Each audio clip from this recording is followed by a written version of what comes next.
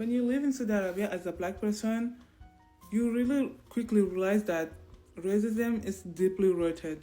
Thank you, my sister, for speaking up. Even though it breaks my heart, but what I'm about to say right now would break my heart more. Arab people are the most racist people I come across in my life.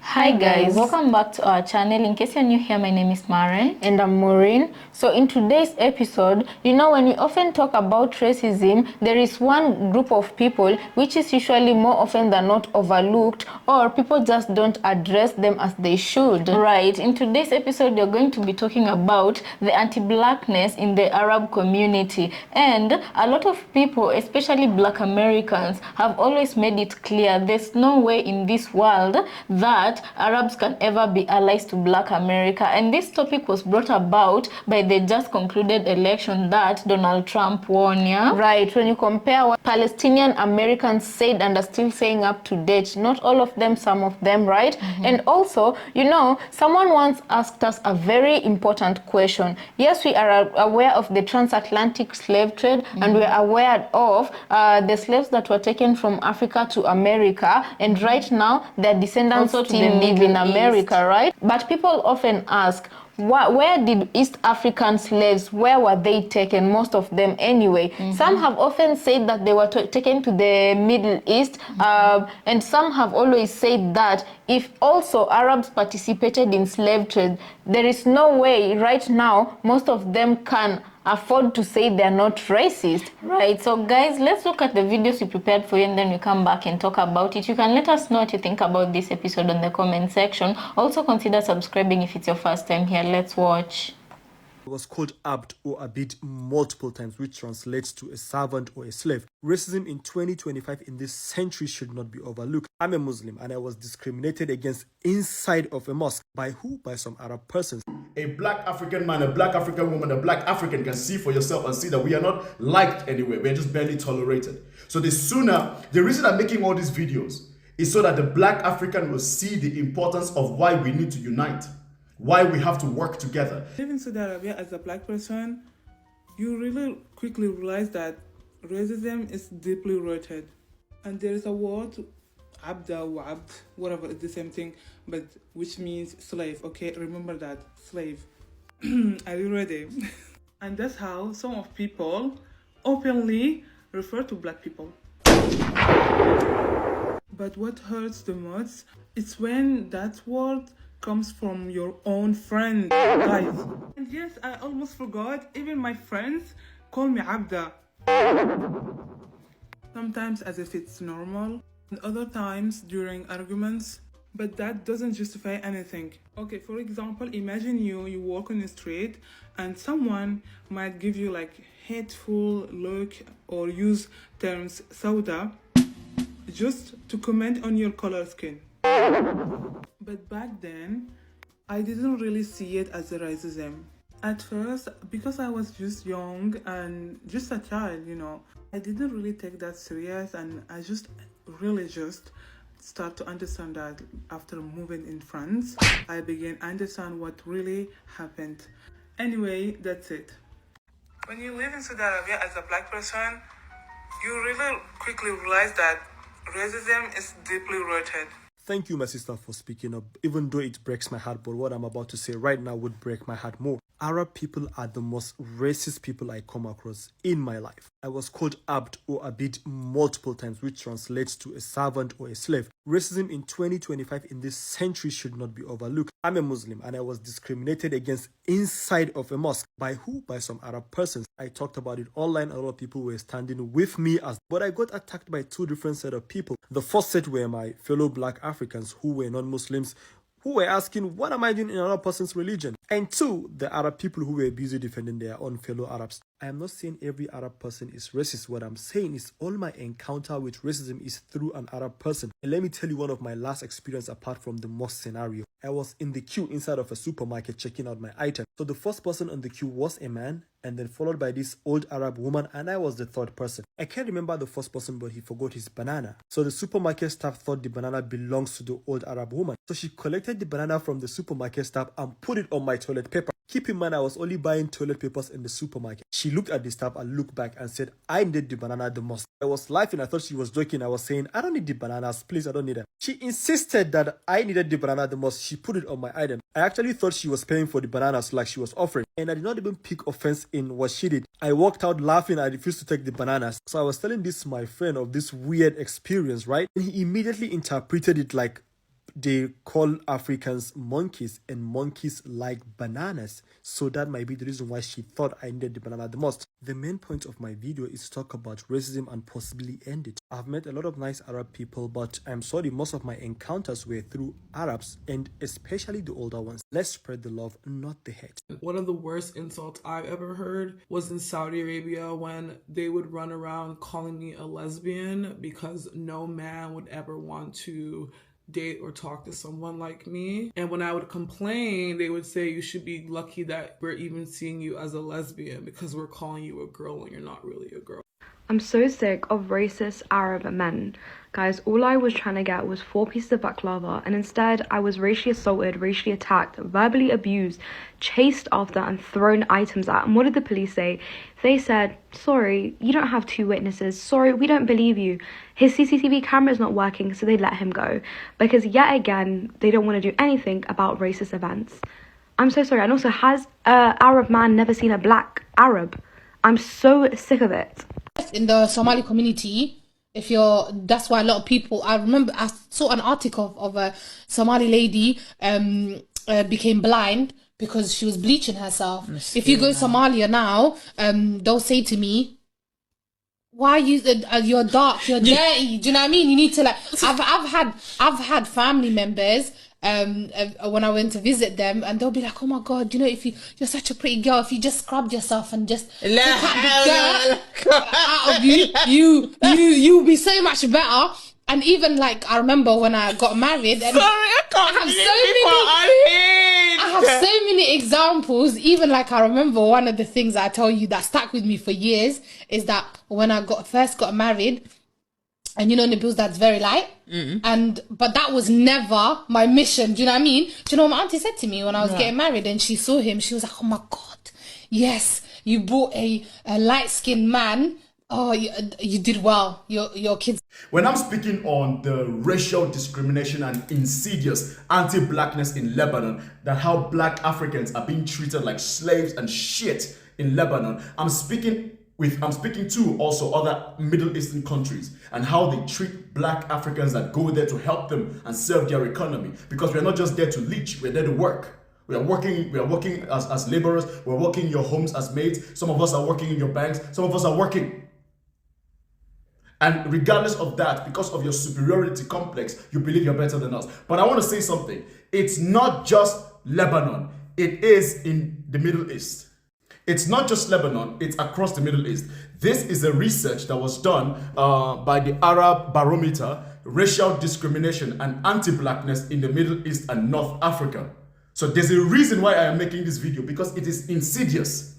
It is so much ingrained into your system. But the funny thing is this. A lot of Middle Eastern countries and North African countries are so racist to black Africans, to blacks, especially black Africans. But the funny thing is, these countries, especially in the Middle East, you guys come to Africa regardless. You come to black Africa regardless. You come to sub-Saharan African countries regardless to do business. You come there to live. But the funny thing is, we, the black Africans, always treat you so well. Isn't it funny? We treat you so well in our countries and you treat us like shit in your countries. Isn't that funny? But there's a reason why I am making this video. I want to show the black African, home and abroad, that this is the data. This is what people think of you, especially from the Middle East and North Africa. There is an insidious anti-blackness against the black African. You are a nuisance to them. They might use you, you might contribute to their economy, you might work, but you are still a slave in their eyes. But then I have another question. There's a large Lebanese community in West Africa. In Nigeria alone, I believe there's over 500,000 Lebanese in Nigeria. There's millions of Lebanese in West Africa. So my question to us, black Africans from these countries that are in Africa, why are we treating the Lebanese nicely in Nigeria Why are we treating the Middle Eastern man and woman so nicely in Nigeria, so nicely in West Africa, when they treat us like shit in their countries? Why? I want you to answer that question. And this is not just Middle East. Anti-blackness and discrimination against the black African is a global thing. And I'm going to be making videos on every single continent on this world so that you, a black African man, a black African woman, a black African, can see for yourself and see that we are not liked anywhere. We're just barely tolerated. So the reason I'm making all these videos is so that the black African will see the importance of why we need to unite. Why we have to work together. Because I think sometimes when people talk about African unity, we have to unite, people think it's just a fancy word. We have no choice because we have no friends. To the Arab man, we are still nothing but a slave. To the white man, we are beneath his feet. To the Asian man, we are subhuman. I'm speaking in general and the perception of who we are. It does not mean you cannot have your friends. It just means you have to understand it in the grand scheme of things. This is how the world perceives us. We are perceived as lesser value, and we're going to be treated as such. In Asia, in Europe, in Africa, in Latin America, even in Antarctica, I'm sure. In Australia as well. So this video is to inspire the black African, home and abroad, on why we have to work together and collaborate to build ourselves. Build yourself where you are, but also don't lose sight of spreading awareness and building fortitude in economy. Stop fighting within yourselves. We have enough enemies as it is. If you are a Muslim who responds to conversations about anti-black racism in the Muslim community with comments like this about, well, racism is haram. It is outlawed in the Quran. The Prophet didn't allow it. So therefore, racism does not exist in our communities. You are outing yourself as one of either two things. One, you either have incredibly low critical thinking skills and are not able to have this kind of conversation until you go and work on critical thinking skills in general. Or two, you are indirectly outing yourself as someone who has very deep-seated anti-black racism within you. Let's take this kind of reasoning and apply it to other things that are also haram or forbidden for any non-Muslims watching. Haram just means forbidden. Let's apply this to other things that are haram in Islam. Islam does not allow us to lie. Does that mean that no Muslims lie? Of course not. Islam does not allow us to steal from other people. Does that mean that there are no Muslims who steal? Of course not. Murder is not allowed in Islam. Does that mean that there are no Muslims who commit murder? Of course not. Drinking alcohol is not acceptable in Islam, but does that mean that there are Muslims who drink alcohol? Of course there are! And on and on. There's literally a million examples we can pull from. And all of this goes back to the point being is that just because Islam, the religion, the Prophet, peace be upon him, the Quran explicitly states do not do this, this is not allowed, that means literally nothing for what people's actual behaviors are. If you are a Muslim, when you come into contact with conversations around anti-black racism within the Muslim community to other Muslims, this isn't even how non-black Muslims treat black people in general, but your siblings in faith. If in response to conversations like that, your response is something like this, a deflection, you either do not have the critical thinking skills necessary for this conversation, or you are admitting to having ingrained anti-black racism within your heart. And that anti-black racism is absolutely haram, completely. So guys, welcome back. Let us know what you think about the episode you just played, do you know? I was thinking, there was a black lady who was talking about how she was under attack by some Arab guy. And they attacked her, they throw racial slurs at her, and they she also went physically attacked her, and she went to the police, and the police dismissed her because according to them, they were saying she didn't have two witnesses. And I'm asking myself, if this was an Arab lady who was white looking, would they have treated her delicately, or would the treatment be the same? I don't know. With that in mind also, I wanted to ask, I don't know how many of you, our viewers, are aware of the kind of treatment the people who are not white who go to Middle East receive. Those ones who go as maids, those ones who go as service providers, they go to work in hotels, whatever kind of work you go to get there, but you're in the service industry. So I don't know how many. You can let us know in the comment section, yeah? And when I talk about any person who's non-black, I mean especially Africans have the worst treatment in the Middle East. And also I'm talking about people like the Filipinos, Filipinos who are not white looking, and any other person, even Venezuelans, provided you're an immigrant and you're not white and you go to the Middle East, there are horror stories out there about these people. Right. And to the first sister who was speaking about her experience growing up in the Middle East before she finally relocated to France, you know, she says that she had grown up being called racial slurs, but she didn't know it was racism up until she went to France and became aware of what racism is. So can you imagine her having to live in that situation, calling all these people her friends, and these are the very same people who would use these racial slurs on her. And she said they would sometimes do it for fun, and sometimes they would do it in arguments. So I feel like for a lot of Africans, they really don't know what racism looks like. For them, they think it's discrimination. I think we've ever mentioned this on this channel. That is because the big population in Africa is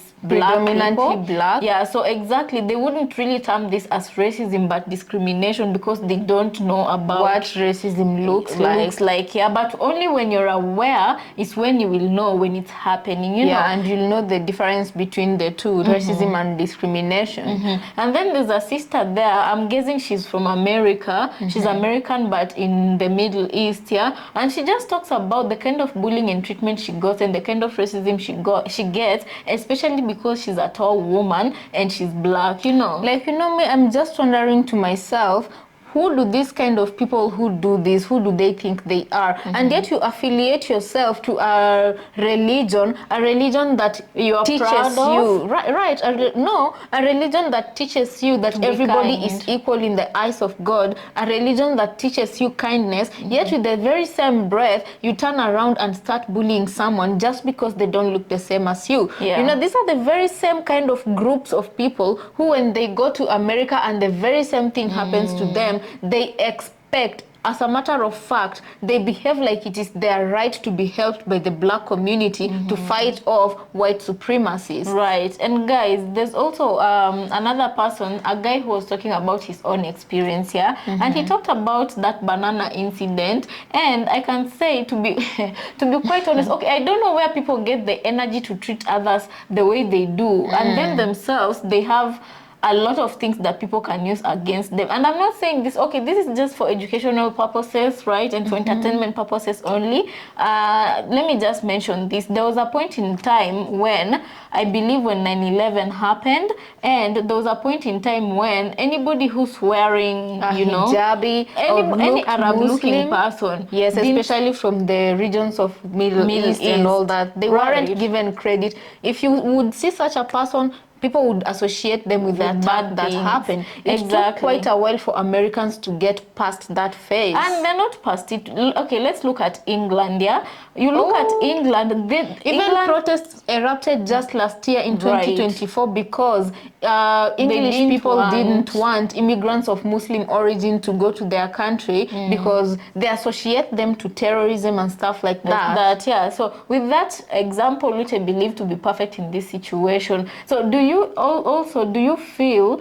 like people shouldn't be treating you in that manner? If you feel that way, you feel yourself to be human enough to feel bad when somebody treats you like that, why do you expect to hand out a bad treatment to another person from a different community than yours, and you think that that is okay with them, you know? Right, because, you know, right now in 2025, quite honestly, I don't expect such a thing as anti-blackness to still exist in any kind of society. And I expect that every group of people, so long as you live with different kind of people alongside you, you should take it upon yourself if you want to mingle with these people, or if you are associating yourself with these people in some kind of way, whether it is on a job level or friendly level, whichever way, but you're associating yourself with them socially. You should take it upon yourself to sensitize yourself on what makes them sensitive and what is right when you're addressing them and what is not right when you're addressing them. I think bottom line is just be human enough to treat people well. Because when you talk about domestic workers, these people are treated like slaves. In Middle East, there are stories of people, Africans workers come back with horrible stories of horror, describing how they're more often than not forced to even wash snakes, and oh my god, and also they're forced to, when after doing all the chores in the house, you're forced to sleep hungry because they don't want you eating their food, and you're forced to, okay, you go to sleep very late, you wake up very early, take care of everybody in that house. Like, they literally treat them like slaves, and they're given normally very inhumane conditions of living, but and in this world, what I usually say is, right now it might not look like it, right, but everything you do to someone will come back to you times 2 or times 100, right? We just aren't there to see it happening to them. That is very true. And guys, can we also talk about the Somali ladies who are in a podcast setup? They were having a podcast discussion, and they were talking about how that lady who was wearing a hijab, she was talking about how in her community the anti-blackness is deep-rooted so much that she was telling a story of a woman who went blind because she was bleaching her skin to become lighter. And furthermore, when she went to visit her auntie asked her to scrub herself more.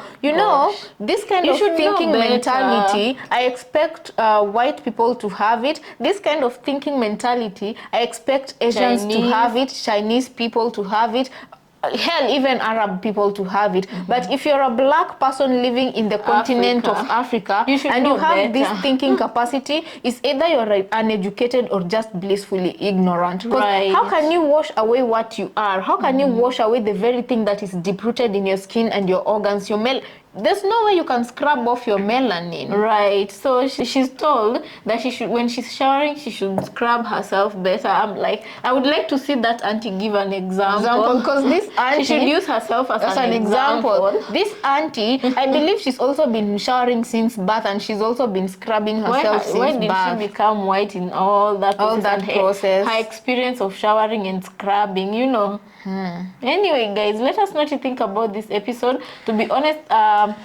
okay, let me just ask a genuine question. Do you believe that any type of allyship can ever be formed between a black person and an Arab person?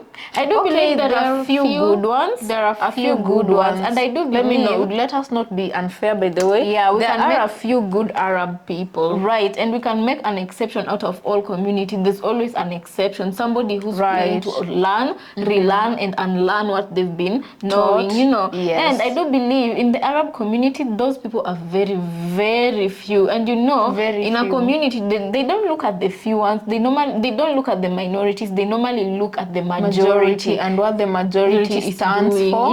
And the American election was a good example for this. And a lot of Arabs, especially that boy who trended for saying rather vote for Satan, and he said he'd rather vote for Satan, and Satan came through, wiggled his, visited him, and right now he's scratching their backs as they scratched his. And after they elected Donald Trump with their full chest, now he's coming out and saying, black community, let's just unite. We should remember that we are the marginalized community together. We have to work together. So only when it benefits you do you call out to the black community. But when because even before elections, black community, by the way, was genuinely standing up with Arabs in their fight in the whatever is happening in a place where we shall not mention right now. But when they truly showed their colors, some black people said, hey, we are tired of fighting for people who cannot even stand with us to vote for policies that will benefit all of us inclusively, So anyway, to put the long story short is, I feel like the Arab community has a long way to go to work on, because when it comes to that type of racism, it feels like we still live in the 90s with them. Whereas some communities have tried to make progress and learn about the black community, the Arab community is just the same place it was like about 10-15 years ago. Even beyond. Yeah, so guys, let us know what you think about this episode in the comment section. Also consider subscribing if it's your first time here, and let's catch you on our next episode. As usual, we want to thank you so much for creating time and always supporting our videos, right? Please consider subscribing. We're on the road to 200,000 subscribers. Now, if we reach to 200,000 subscribers, guys, I don't even know what you tell us. What do you want us to do for you, right? If you've reached this far and you've watched this video, we'd like suggestions from you. Anyway, guys, we'll catch you later.